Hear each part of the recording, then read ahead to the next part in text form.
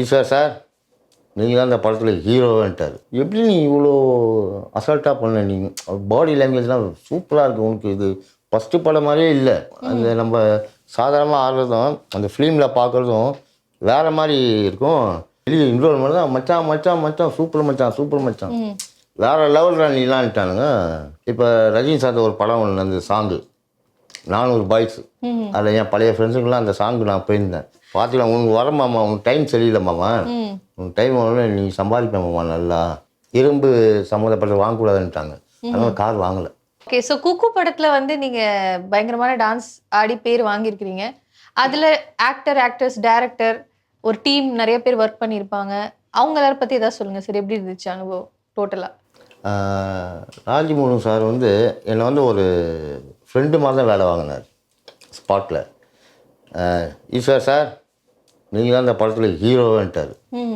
அப்போது ஹீரோ சொன்னால் குல்லுன்னு ஆயிடுச்சு நம்மளுக்கு.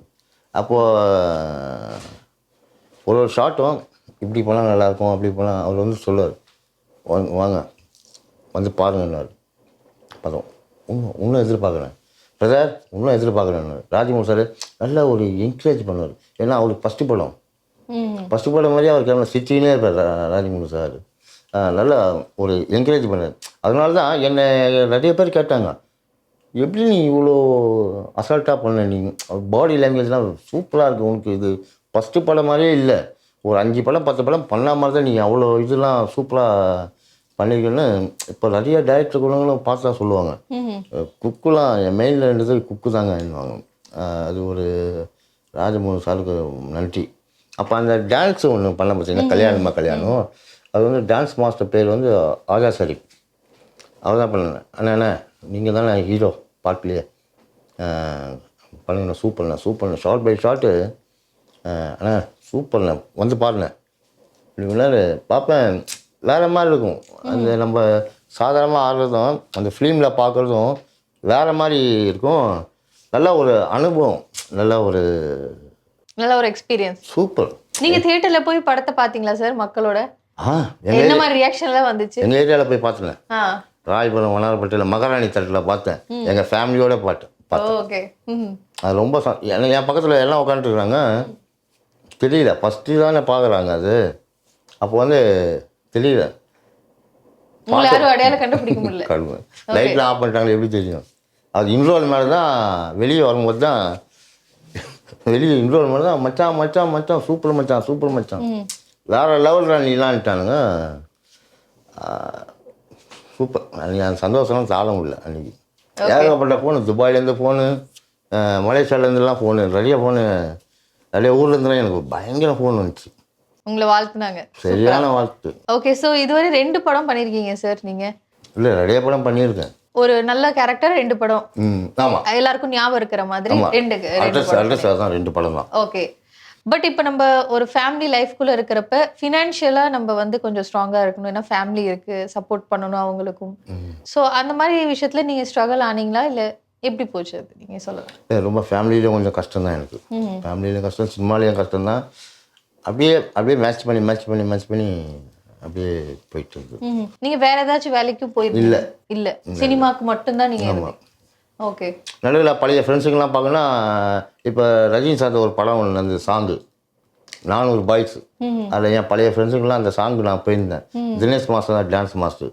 அதில் போய்ட்டு என் பழைய ஃப்ரெண்ட்ஸுங்கெல்லாம் பார்த்தோன்னே மைண்டு கொஞ்சம் ரிலாக்ஸ் ஆகிடுச்சு.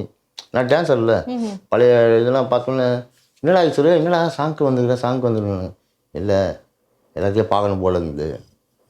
அப்படியே குரூப் ஆட்டு செட்டில் வந்தது ரஜினி சார்து. அப்படியே குரூப் ஆட்டு ஒரு ஜாலி எல்லாம் பழைய இதெல்லாம் பார்த்துட்டோன்னே ரொம்ப சந்தோஷமாயிடுச்சு.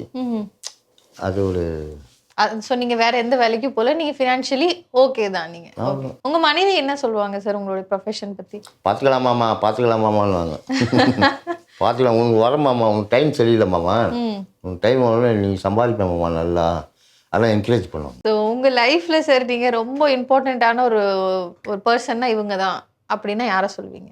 உங்களை ரொம்ப சப்போர்ட் பண்ணவங்க, உங்களுக்கு ரொம்ப அட்வைஸ் பண்ணி உங்களுக்கு ஒரு வெல்விஷராக இருந்தவங்க யார்?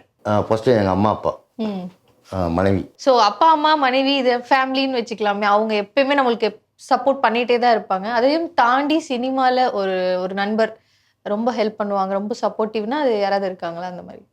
தர்ஷன் பிச்சைக்காரன் படத்தில் என் கூட பண்ணல. தர்ஷன் நல்ல நண்பர். ஏன்னா எங்கே போனாலும் அவர் பைக்கில் தான் கூப்பிட்டு போவார். இந்த வருஷம் இந்த மாதம் லாஸ்ட்டில், இந்த வருஷம் லாஸ்ட்டில் கார் வாங்கிடுவேன். அவங்களால ஒன்றா போவோம். நான் பிளான் பண்ணி வச்சுருக்கேன். நான் ஓகே. இப்போ ஒரு 4 படம் ஓகே இருக்குல்ல எனக்கு, எப்படி கார் வாங்கிடுவேன். கார் ஆக்சுவலாக வந்து கார் வாங்கின பிளான் தான் அப்போது. அப்படியே விட்டேன். டைமிங் கொஞ்சம் சரியில்லைன்ட்டு இரும்பு சம்மந்தப்பட்ட வாங்கக்கூடாதுன்ட்டாங்க. அதனால் கார் வாங்கலை. நான் கூடிய சீக்கிரம் வாங்கிடுவீங்க. இந்த வருஷம் லாஸ்ட்டில் வாங்குறேன் கார். வாழ்த்துக்கள் சார். தேங்க்ஸ். ஓகே. ஸோ அவர் உங்களோட ஃப்ரெண்ட், அவரும் சினிமாவில் இருக்கிறாரு, ஆமாம், நீங்களும் சினிமாவில் இருக்கிறீங்க. உங்களுக்குள்ள போட்டி இருக்காதா? அதில் நிறைய பேர் ட்விஸ்ட் பண்ணி விடுவாங்க எனக்கும் தர்ஷனுக்கும். ஆனால் அவர் கேரக்டர் எனக்கு தெரியும், என்னோட கேரக்டர் நாங்கள் வந்து ஜாலியாக இருப்போம். 2 பேர் தான் கம்பெனி போவோம். ஓகே. 2 பேர் தலைவரா உனக்கு கிடைக்குது, உனக்கு எனக்கு கிடைக்குது, எனக்கு அவ்வளோதான். எனக்கு தெரிஞ்ச கம்பெனிக்கு அவரை கூட்டு போவேன், அவர் தெரிஞ்ச கம்பெனிக்கு அவர் என்னை கூப்பிட்டு போவார். அன்றைக்கி முதல் நேரத்துக்குள்ள ஒரு கம்பெனி கூப்பிட்டு போனார். 2 பேருக்கும் ஓகே ஆயிடுச்சு. ஓகே.